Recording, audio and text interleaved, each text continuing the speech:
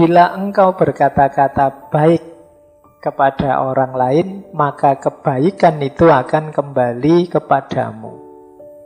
Pujian dan terima kasihmu pada dia pada hakikatnya adalah untukmu sendiri.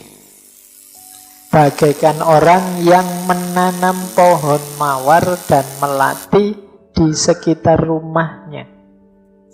Manakala dia memandangnya, dia seperti berada dalam surga. Nah, ini untuk kita ingat-ingat. Jadi, apapun yang kita lakukan untuk sahabat kita yang bentuknya kebaikan, jangan dikira itu persembahan untuk dia saja. Jangan dikira itu pengorbananmu yang manfaatnya hanya untuk dia saja. Kalau kita melakukan kebaikan, itu sebenarnya untuk kita. Jadi, tidak untuk dia. Kalau kita berterima kasih pada orang misalnya, ini kan berterima kasih ini juga jenis kebaikan. Itu juga sebenarnya bukan kita menuju dia, tapi sebenarnya kita menuju kita sendiri. Maksudnya apa? Ya kalau kita berterima kasih misalnya, sebenarnya itu adalah bukti yang menunjukkan bahwa kita punya jiwa yang bersyukur. Kita punya jiwa yang berterima kasih.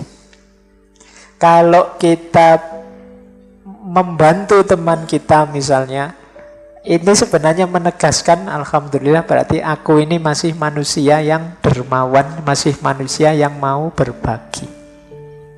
Jadi sebenarnya semuanya kembali ke kita.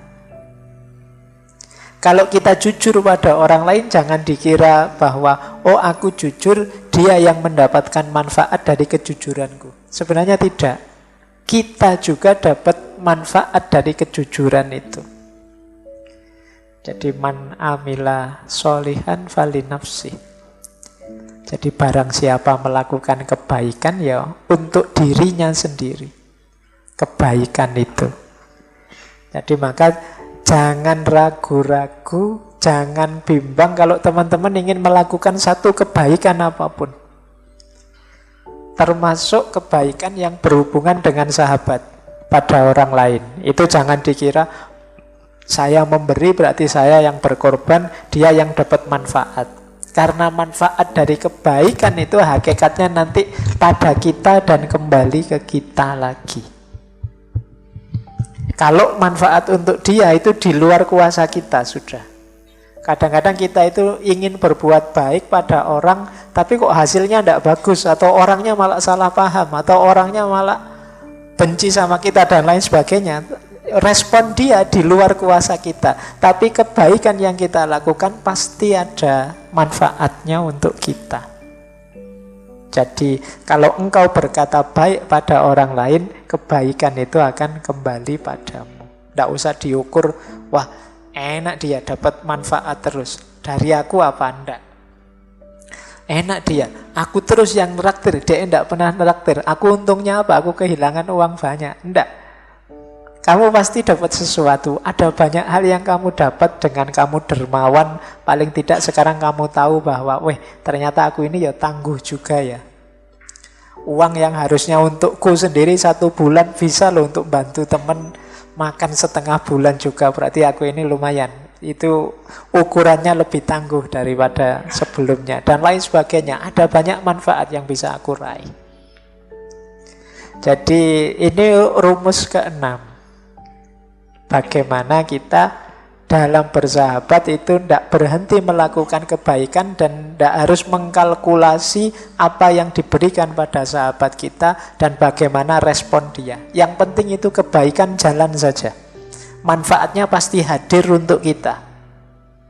Jadi kita itu sering terlalu jelimet, ngukur sesuatu sehingga bahkan yang harusnya kebaikan itu kita jalankan kemarin-kemarin sampai hari ini belum dijalankan.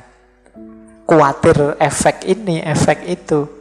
Mungkin Pak saya itu ingin sholat malam Pak, tapi katanya kesehatan itu 1 hari tidurnya kan minimal 7 jam. Nah, kalau saya sholat malam, tidur dimulai jam sekian sampai sekian, nanti kurang 7 jam, Pak. Kalau kurang tidur nanti jelimet sekali. Dibahas terus akhirnya tidak sholat-sholat. Iya.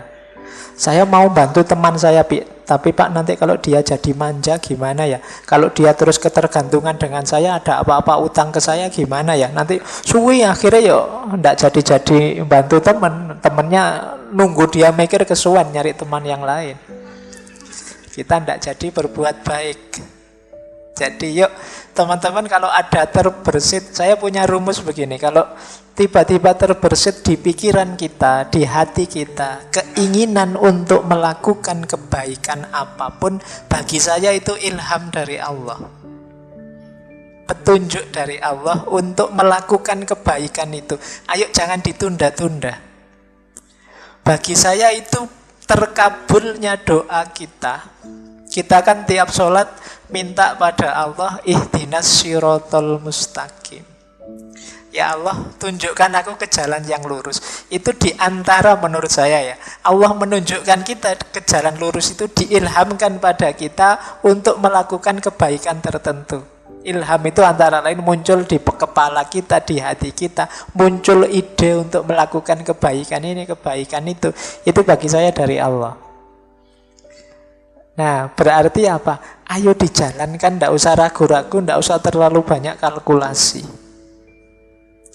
Saya ingin bulan depan itu pulang kampung, salim sama ibu bapak, sudah lama aku tidak pulang.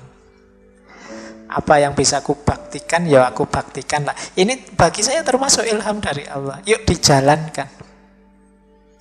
Saya inginlah meskipun uangku sedikit, yo tetangga kiri kanan ada yang yatim piatu, yo sekedar 10-20 ribu aku ingin juga sih sebenarnya sedekah. Ini bagi saya ilham, kebaikan. Jalankan itu. Tidak usah terlalu banyak mikir. Biasanya kalau dipikir atau ditunda-tunda itu terus tidak jadi. Tapi mosok ya bantu anak yatim cuma 10-20 ribu buat apa ya buat mereka? Nunggu nanti kalau sudah dapat 100 ribu. Begitu punya 100 ribu, eman ya 100 ribu. Kok dikasihkan? Akhirnya tidak jadi. Maka untuk kebaikan jalan saja.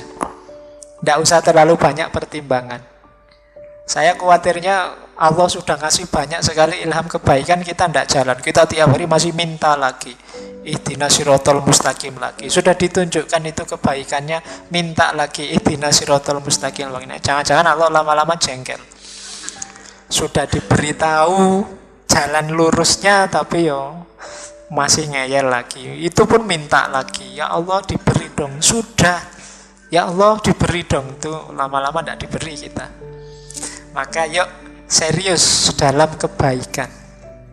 Insya Allah kalau teman-teman ini kan paling tidak wis mahasiswa ya levelnya, sudah tahu kok mana yang baik, mana yang buruk. Tinggal kapan inspirasi kebaikan itu muncul. Nah, ini bagian dari hidayah dan petunjuk dari Allah.